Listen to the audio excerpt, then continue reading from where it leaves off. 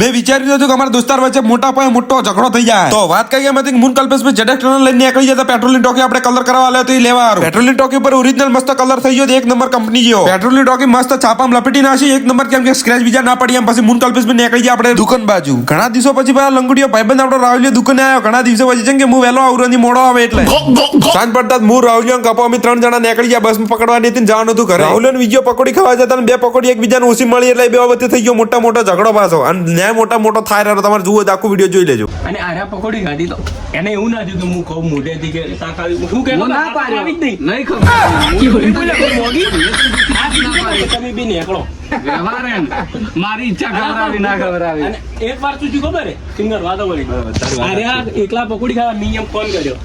આ એકલો હતો. મને કે હું દુકાન એવું વિષ્ણુનો દુકાન થી નીકળ્યો અરે ડાયરેક્ટ વાળી ગયો ભાઈ તો એ બંધ પડાયો બરોબર. અરે માર હમે તો ફોન માં ખોટું બોલ્યા, હું તો ખોટું નહીં બોલ્યો. આની ફરજ છે કે તરત આવી જવું જોઈએ. અને આઈને એને પછી ખાવડાવવા વાળો બીજો હોય અને હું તને કહું તો તું આવી ગયો અને હવે ખાય ના ખાય હું તો ખોટું નહીં બોલ્યો. તો આ મારા ઉપર છે ને રીહે બળે એમ રીહે છે ના બોલવાની